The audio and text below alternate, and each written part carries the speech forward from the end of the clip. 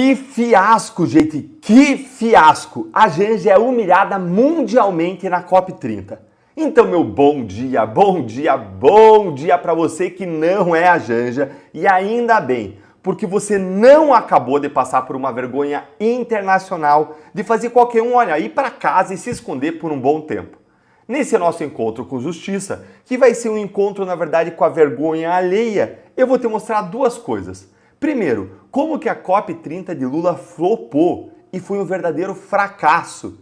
E segundo, a nova palhaçada da primeira-dama, a Janja, e como que essa palhaçada causou um constrangimento gigantesco e virou um fiasco que humilhou Janja diante do mundo. Bora então direto para o primeiro ponto. Você deve ter visto que o Brasil está sediando a Conferência das Nações Unidas sobre as Mudanças Climáticas de agora, 2025, a tal da COP30 lá em Belém, no Pará. O Lula tentou dizer que esse evento ia ser um sucesso, que ia ser o melhor evento do mundo e não sei o que mais. Mas qual foi o resultado? Está sendo um verdadeiro fiasco, um fracasso total. Olha só o que disse o jornalista da CNN que tentou fazer um lanchinho lá na COP30, mas olha, ele não tancou os preços, olha aí. Amigos, nesse primeiro dia de discussões sobre o clima, trabalhando bastante, correndo bastante aqui nesse parque da cidade, onde foi montado todo o complexo da COP30, eu fui buscar um salgadinho para comer.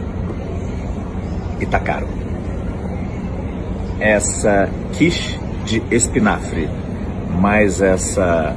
não vou fazer propaganda, mais esse refrigerante zero, isso aqui deu R$70. E veja o tamanho da quiche. Não é uma torta de espinafre, é uma quiche de espinafre. Mas eu achei que ia ser pouco, né? Pra me alimentar pelo dia inteiro. Então eu ainda comprei esse camarão com queijo, que deu R$29. Ou seja, aqui deu R$99. É muito caro. Aí eu falei, nossa, mas o salgadinho, R$29? Aí ela, mas o queijo é de Marajó. Deve ser um queijo maravilhoso. Gente, engraçado ver ali, incomodado e indignado. Olha, é como o João Luiz Mauad disse aqui nesse tweet, ó. Pelo menos os nossos preços são de primeiro mundo. As hospedagens não, a comida não, mas os preços, pelo menos, são de primeiro mundo. Mas tem mais, gente. Lula falou várias vezes que queria chamar o Trump para a COP30, meio que dizendo que ele era tão bom, Lula era tão bom, que ia conseguir levar o presidente dos Estados Unidos para esse evento lá em Belém. Quem ligou a televisão em qualquer canal nesses dias deve ter visto que o presidente dos Estados Unidos, ele não está no Brasil. Ah, Deltan, mas olha, com certeza foi só o Trump que não veio, né? Ah, o resto do mundo, Deltan, deve estar todo aí. Você tem certeza? Sabe quem mais não veio? Olha aí, Trump, Xi Jinping, Milley. Gente, não veio ainda a Meloni, não veio Putin. Ou seja, os líderes mais importantes do mundo, aqueles que realmente definem a agenda global, estão sentados na mesa onde são de fato tomadas as decisões mais importantes do planeta, esses não vieram. Lula e sua COP30, ou melhor, sua FLOP30, como ela passou a ser chamada nas redes sociais, porque flopou, eles foram esnobados. Mas fica pior. Se Lula já foi esnobado, então a Janja foi verdadeiramente humilhada. E antes de a gente ir para o segundo ponto, eu vou te pedir para sentar o dedo aqui no like, para se inscrever no canal, clicar no sininho para não perder nada e virar membro aqui para você ter acesso a vídeos exclusivos, prioridade nas respostas aos seus comentários e apoiar o nosso trabalho. Então agora a gente bora lá. Como a Janja não poderia resistir a gastar dinheiro público, olha ela aí, ó. Olha o post que eu fiz ontem de vários especialistas no Instagram e vai lá depois ver quem são os outros especialistas e dizer qual você gostou mais.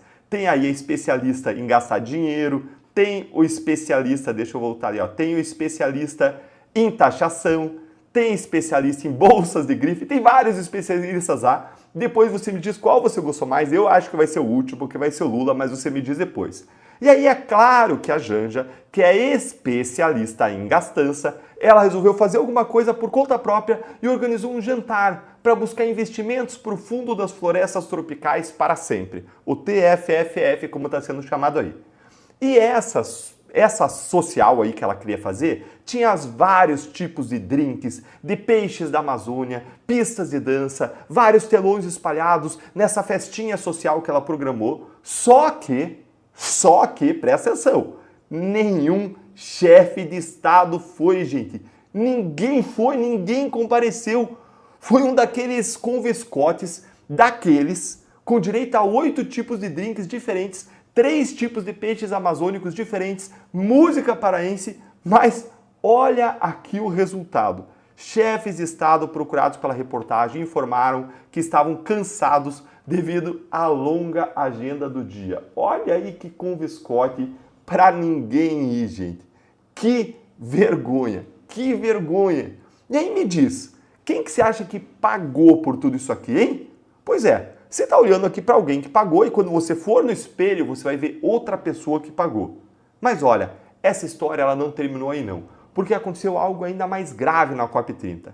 Uma organização criminosa extremamente poderosa e que Lula, o governo e o STF se recusam a considerar uma organização terrorista, ameaçou a COP30 e isso quem vai te contar não vai ser eu, vai ser o nosso colaborador, o advogado, o historiador Enio Viterbo, que vai contar para você essa parte 2 lá no canal dele. Eu vou deixar aqui na descrição e nos comentários para você se inscrever no canal dele e assistir, que eu te prometo que vai valer muito a pena. Eu espero você lá, porque eu também vou estar lá assistindo. Grande abraço e até já.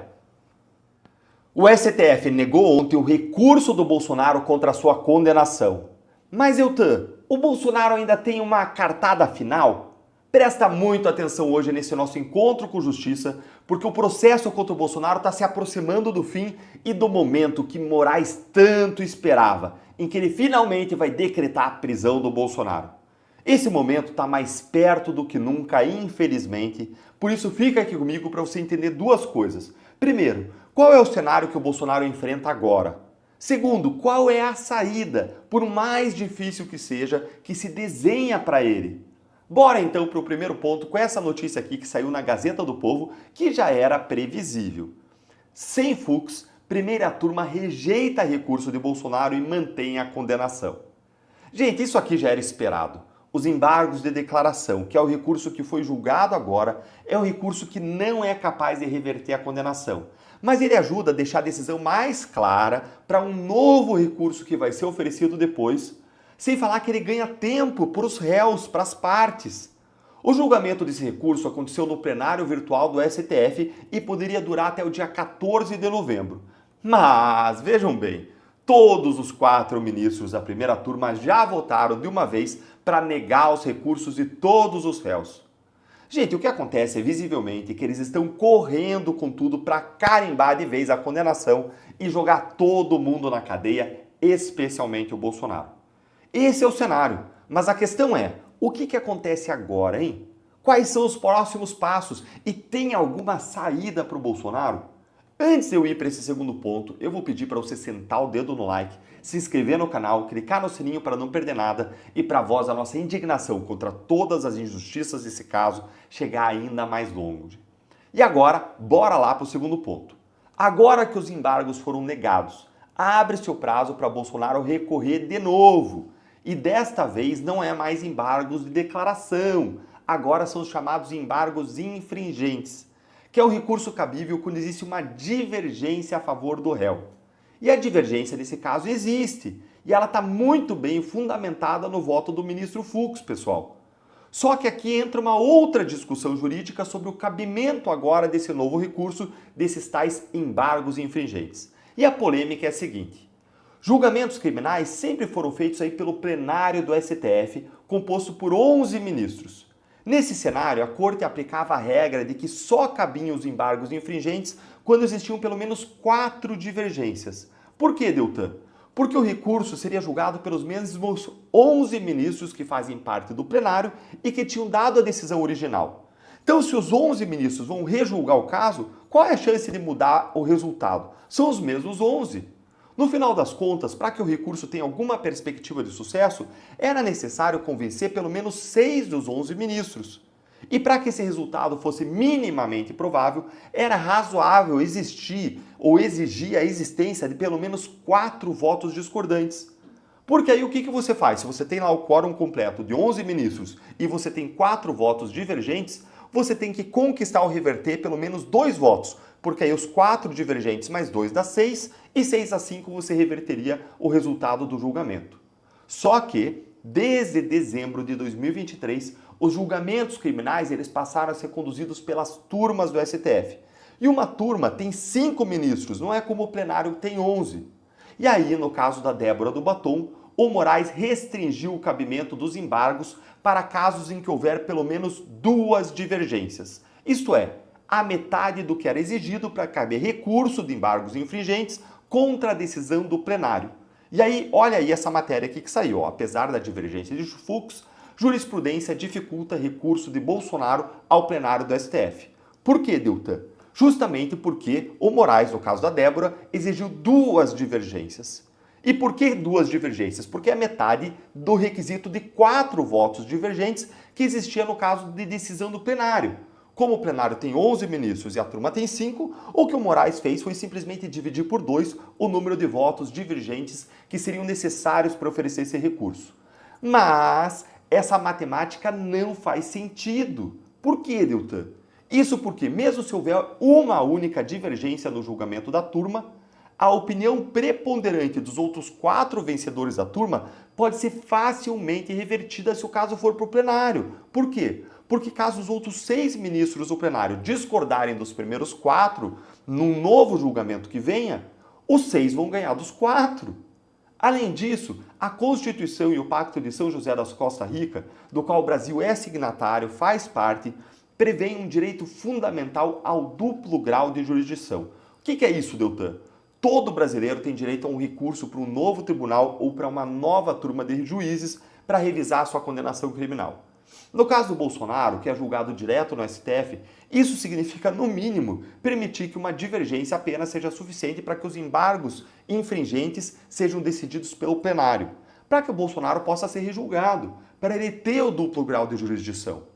Como teve um voto de divergência, que foi o voto do ministro Fux, Bolsonaro poderia tentar então ingressar com esse recurso e ele deveria ser processado. E agora o que tem que acontecer é uma pressão para que isso aconteça dos advogados, dos juristas e todo mundo que entende que o duplo grau de jurisdição é um direito fundamental do Brasil por conta do Pacto de São José na Costa Rica. Isso não é opinião minha, isso é lei, gente, isso é o básico, é você ler o direito brasileiro. Não tem nem questionamento, não é um assunto que tenha polêmica, que tenha discussão, não.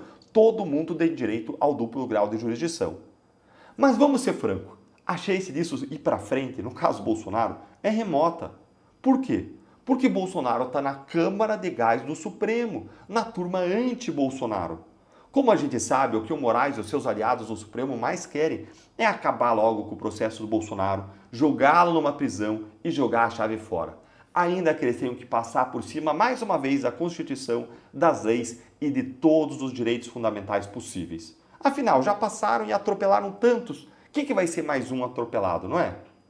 Me diz uma coisa, você gostou dessa análise? Você entendeu melhor? Ela te ajudou a entender o cenário, os próximos passos, as chances e as dificuldades? Então eu preciso te dizer que essa análise é parte da minha coluna deste sábado da Gazeta do Povo, que eu te convido desde já a ler, assinando esse jornal que liberou para você, que está inscrito aqui no meu canal, a melhor promoção do ano. A Black Gazeta. É a Black Friday da Gazeta que dá 70% de desconto na assinatura, gente. 70% de desconto. Olha aí. Um ano de acesso só por R$ 8,25 por mês. Gente, R$ 8,25 é menos do que uma ida na padaria. Acesse agora gazetadopovo.com.br/Deltan e garanta sua assinatura de R$ 27,90 por mês por apenas R$ 8,25 no primeiro ano. Isso é um desconto aí que faz com que você pague menos de R$ 100 por ano para você poder acessar conteúdos exclusivos como artigos meus, o Nicolas Ferreira, Alexandre Garcia, Marcel Van Hatten, R$ 8,25 por mês, pessoal. Um imenso de um desconto, era R$ 27,90 e foi para R$ 8,25, menos de um terço, um desconto de mais de 70% aí. R$ 8,25 por mês para você se informar com o melhor jornal do Brasil e que compartilha dos nossos valores cristãos, conservadores e de direita. Agora mesmo eu estou aqui em Jataí, em Goiás, dando uma palestra pro agro, e a Gazeta tem artigos como esse aqui que eu vou mostrar para você, ó. Olha aí, do Pedro Lupion, que fala das recentes vitórias do agro no Congresso. E se o agro sustenta o Brasil e é uma vitória do agro, então é uma vitória aí do Brasil. Então, pessoal, acesse agora aí gazetadopovo.com.br/Deltan, ou então você pode mirar aqui no QR Code da tela, ou clicar no link que eu vou deixar aqui na descrição do vídeo. Vou repetir, gazetadopovo.com.br/Deltan. Nós nos vemos lá, espero você lá dentro e depois me diz o que você achou da minha coluna de hoje lá na Gazeta do Povo. Grande abraço.